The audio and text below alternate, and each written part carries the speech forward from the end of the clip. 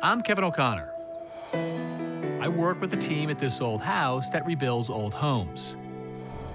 I'm on a trip to meet another team. Most of them spent years volunteering to serve their country.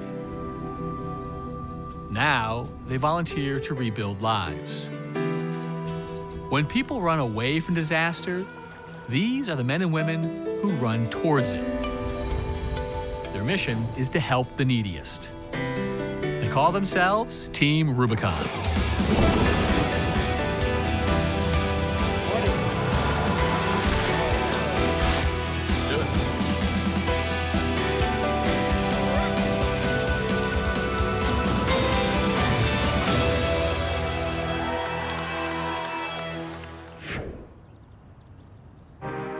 We're in Gretna, Louisiana, just across the Mississippi River from New Orleans, where a tornado ripped through the home of Larry Anderson.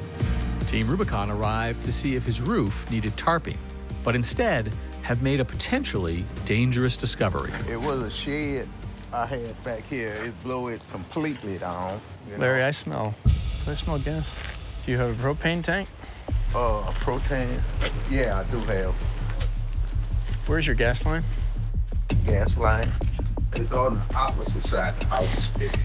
During tornadoes, the shifting of the house, the movement of the foundation, the movement of the metering device, this is a common incident on houses that were damaged or struck by a tornado. He's a firefighter. He's gonna take a quick peek. Right. So this is safe here. Don't smell any gas leaks here. It's just on the Bravo side of the house. That's where the water heater is, so Yeah. maybe we can take a quick peek. Has your hot water been working? Yeah, I just turned it back on a couple of days ago because the gas was totally off. Have you smelled anything in the house?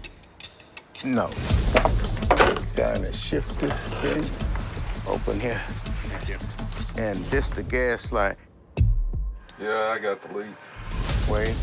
Yeah, it's leaking at this coupling right here. Okay. I got it stopped. Corey locates the leak in the coupling where the gas line connects to the water heater, and he immediately turns off the gas. I would call the gas company. They should have a non-emergency phone number. Tell them you have a leak at your water heater and your house was damaged by the tornado. Right. And then go from there. But right now, it's safe because we got to shut off. Team Rubicon's gray shirts come from different backgrounds, and lucky for Larry, Corey's background as a firefighter means he was uniquely qualified to handle this gas leak before it was too late.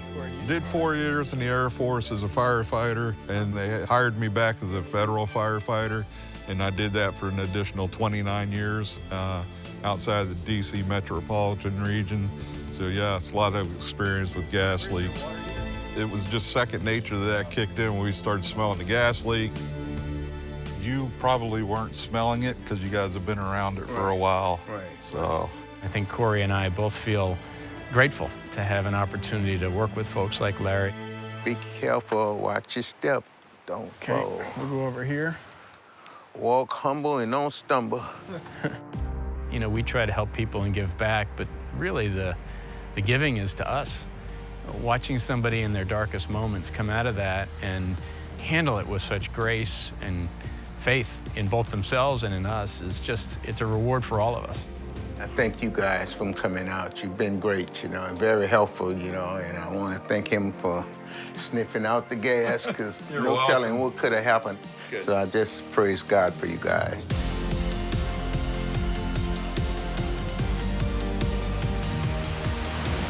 Weather systems are not isolated events. While one part of the country is experiencing a tornado, another can experience record flooding. That's what happened in December of 2022. As Gretna, Louisiana was recovering from a tornado, a freak weather system hit Seattle, Washington. Inches of rain colliding with a king tide, or an unusually high tide, causing the Duwamish River to overflow. The neighborhood of South Park is on the banks of the river. As it began to crest, the homes in the area had no chance, taking on feet of water. This is the high water mark, so the floodwaters came up to here. They settled here, all the floating debris collected, and then the water was seeded. So all of this is basically dirt, mud, sewage. Everything from here on down is contaminated, hazardous materials. Drywalls, the doors, all that stuff has to go. Just disgusting. Morning. Morning. Mike Chu is one of a dozen gray shirts who answered Team Rubicon's call to form Operation Duwamish Rising. I call myself a generalist because I'll do whatever Team Rubicon asks me to do. I'm a sawyer, I'm a cook. I do training on how to muck out homes after flooding. On these smaller missions, having a generalist on the team is key. The more skills people have, the more efficient the mission. Need help loading out? So we're gonna work on finding our Tyvek box. And Mike's professional experience is just as diverse as his gray shirt experience. I'm a forester by training, ski instructor, got interested in law enforcement by working for the National Park Service. So I spent the last 27 years of my life in law enforcement. So in here, you can see here. That's the high water mark? The furnace. And yeah, the furnace is dead now. Mike was a detective with the Bellevue, Washington Police Department for 27 years. But like so many others with a lifelong career in public service, he struggled when it came time to retire. After seeing bad things happen to good people, yeah, you get a little hardened.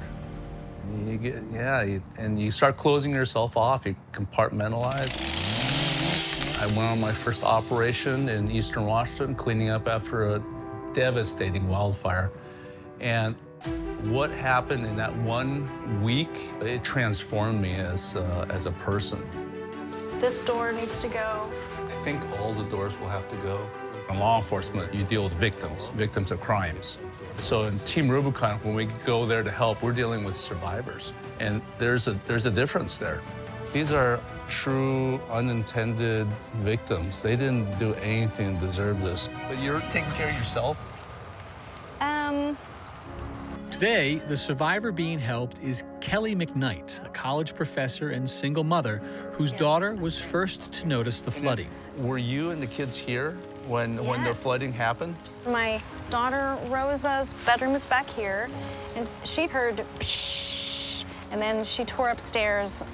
Mommy, something's coming in. Well, we'll help you as much as we can. I couldn't have done it without Team Rubicon. I got. There would still be so much contaminated stuff in my yard and my house. So this is delaminating already? Yeah. So this is all sewage contaminated. So the fact that they came in here safely and took it, huge relief to me. Helping these communities, that's something I wish I could have done when I was still working in uniform. So yeah, you trade one uniform to the next. And his current uniform is one he holds in high regard. I have a drawer full of these. Proud to open that drawer and see those gray shirts and the operations I've been on, and I'm very proud to put this shirt on. Gray shirt is a person who's got heart.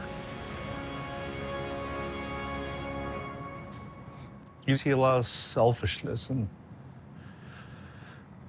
the world. Be surrounded by people who volunteer their time, energy, safety, actually, to help total strangers. There's nothing really more touching than that.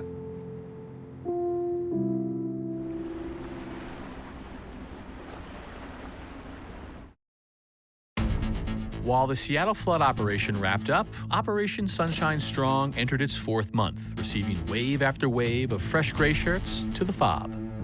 You eat together, you sleep together, you work together. Won't take long before everyone who's part of the wave becomes part of your family. In addition to where we sleep, the fob is also where we socialize and eat. What's for dinner, you ask? Well, tonight, that's on me. You Doug? I am. Kevin, how you doing, man? Doing all right. How are you? Good. Today, I've volunteered to be in the kitchen where my job is to feed those working in the field with survivors. I'm partnered with Doug, a gray shirt from Sioux Falls, South Dakota. What's for dinner?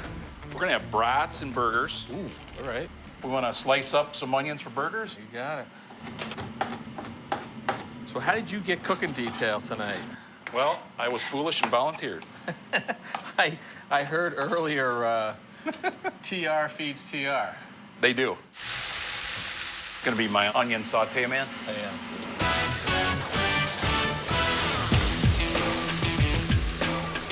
I actually enjoy it.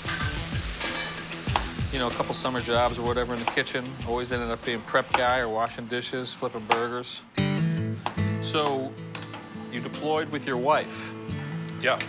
The first time you two deployed together, or have you deployed before? It's the first time for me. Yeah, we have not done that before. She deployed back in November. I thought she was crazy. And so, how'd you get involved? When she came home and told me the stories about what was going on down here, I said, well, I'll join you. I'll step up. So you had never done anything like this, like a TR deployment before? No, not at all. Say we're good to go here.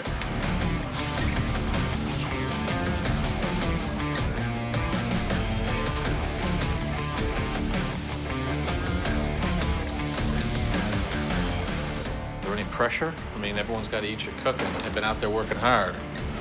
There's a little bit of pressure, I guess. Last night we had beef tacos and shrimp tacos, and everybody raved about them. Uh-oh. So that's the standard I have to live up to. We're following the shrimp tacos that everyone That's raved right. about. Last night we had beef tacos and shrimp tacos, and everybody raved about them. Uh-oh. So that's the standard I have to live up to. We're following the shrimp tacos that everyone That's raved right. about. All right, let's get that out there. I'll get this cleaned up. All right. It's 5 p.m. and the strike teams are rolling back in hungry after a hard day's work. Hopefully, the brats and burgers are as good as those tacos. So the cooking went all right. Doug definitely knew how to do the brats. All the volunteers were looking through the kitchen and looking right at us, and every single one of them pretty much was just like, thank you, Doug. Thank you, Kevin. We appreciate it. It's actually like a really nice feeling because you know you've been the recipient of that every other day yourself. So it's a nice feeling, and people are super grateful for a hot meal at the end of a long day. At the end of the day, people share their stories and celebrate their successes. And the day was a success not only for the work done in the field, but also the work of the unsung heroes keeping the fob and the operation going. Tomorrow at 6 a.m., we do it again. Because we're gray shirts, and we're built to serve. Got enough cheese?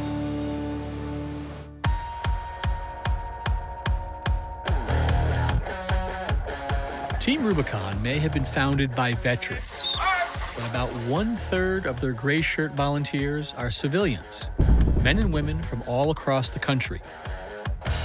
Individuals volunteer, but so do groups, including families. I met father-son teams. Good working with a couple kick-ass civilians. I like it. And now, thanks to last night's dinner assignment, I've met my first husband and wife team. Back home in Sioux Falls, Doug sells commercial kitchen equipment, and Colleen is a licensed social worker. And when Hurricane Ian made landfall in Florida as a Category 4 storm, like millions of others across the country, Colleen was glued to her TV. I couldn't stop watching the news when the hurricanes hit, and when I saw everything gone, I couldn't get it out of my head. I had to come down and do something. She just didn't know what until she talked to her nephew, who told her about a group called Team Rubicon. I saw the description of what they do, and it was all manual labor. And I sit in an office all day, every day, and I thought there's no way that I can do these things. But her nephew was adamant, and he wouldn't take no for an answer. And eventually, neither would she. There was going to be no discussion about all the negatives. She was just, I'm going, and that's what I'm doing. So, and that is unlike Colleen to do that. He's right.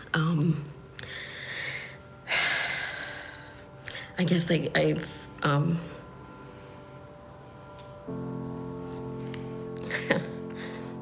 kind of hit a turning point, maybe. Fear usually keeps me back.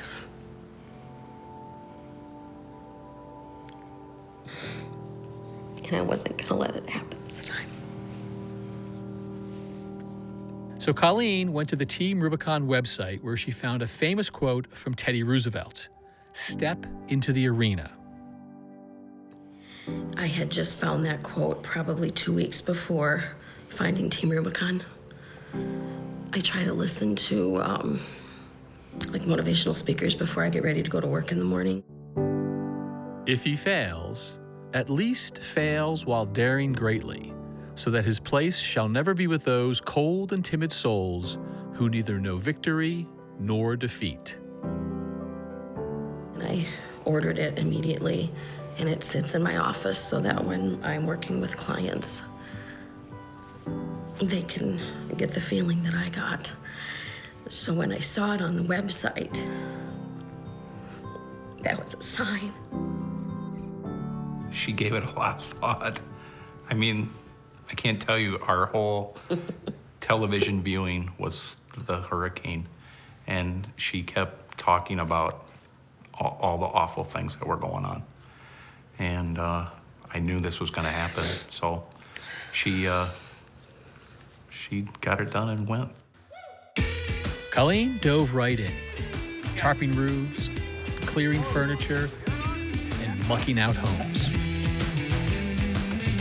My first official muck out, we had to remove everything. Photo albums and wedding pictures and just, your life. So we suited up and we cleaned it all out. The kitchen cabinets were still full with the water from the ocean. At first I couldn't believe we actually did this. I mean, knocked down walls, moved appliances. I mean, the house was full, completely full, and we emptied it. She was tired when she originally got back, but as she started telling some of the stories, I could tell she was pretty affected by them. After hearing about Colleen's experience on her first deployment, it didn't take much to convince Doug to put on his own gray shirt. I said, you know what? I'll go with you. I want to go. So what do we got to do to sign up? Hey, Doug. Looks like I got assigned you after all. Hey, I'm Kevin. I'm Brad Johnson. I'll be the team leader today. Nice to meet you. What's the task for today? Well, we have this guy, Clarence. He's 88 years old. And he had water about 3 feet up into his house for a long period of time. And we went there yesterday and removed all the carpet. The carpet was still wet. Today we're going after the sheetrock. I'm ready to work. All right, sounds great.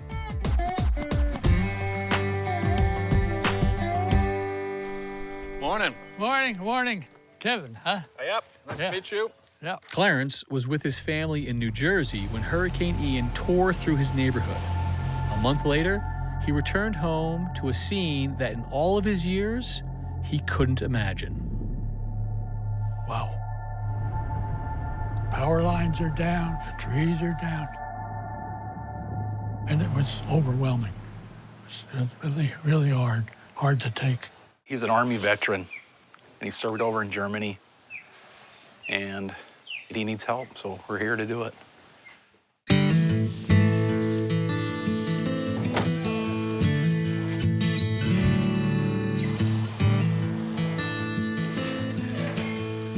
So process is go to the mold a foot above. In this case, it sounds like maybe we're gonna go to 4 feet, mark it, cut it, and then start pulling it all out and get it out of here. I never heard one negative thing from Clarence about what had happened to him. He didn't say one, poor me, nothing negative about why did this happen to me, anything. He was just happy we showed up. Did I hear that you were taking down a tree or chopping up a tree after the storm? Oh, yeah. Wait, remind me again, how old are you? A couple of weeks, I'll be 89. You're telling me you were running the chainsaw out there at 88 years old? Oh, yeah. Yeah. Oh, no, nothing to it, huh? Yeah, nothing to it. Oh, keep the blade pointed away from you. Yeah, that helps.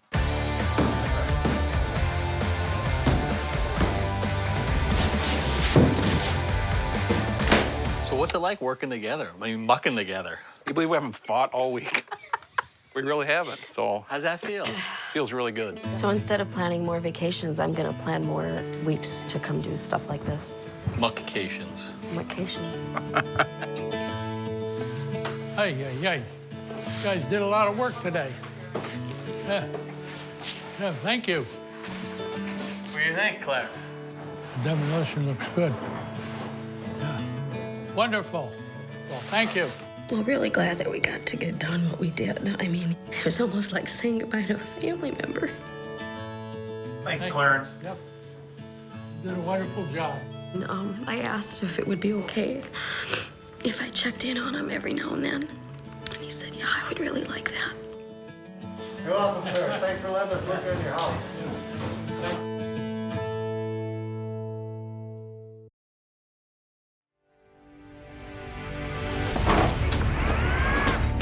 Team Rubicon's recovery, Operation Sunshine Strong, is nearing the finish line. Thank you, thank you. As a gray shirt, I've mucked, I've tarped,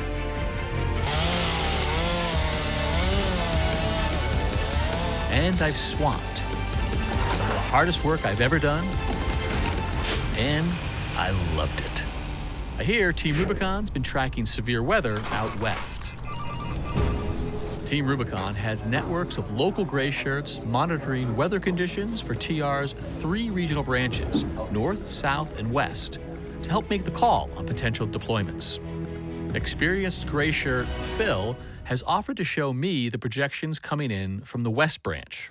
Hey, Phil. Hey, Kevin. What are you looking at? So Sacramento's over here. There's reports coming in of flooding and wind and trees down. So seeing all of this, do you think TR is going to deploy and have an operation there? They're looking at it. We're calling Robert in Modesto, California. He heads up operations planning for Team Rubicon's west branch. Hey, Robert. Hey, good morning, Phil. We're looking at the west coast. So you're closer to all of this, Robert. As you look at the computers, the stuff that I'm looking at, which is rain moving in, storms going south to north, does that give you any inclination as to how bad this is going to be? Yeah, we've been quite busy out here. Clearly one of the things that sets TR apart, they've got command centers, they've got assets to sort of figure out what's coming, to confirm that it's actually come and created a situation that needs to be worked on, and then get people out there very quickly. You start to understand why they're able to react so quickly and so effectively. This thing started a little bit more than a week ago. We've already done 1 rotation. I guess my job is to put myself on the volunteer list in case it actually gets real. It did get real, and fast.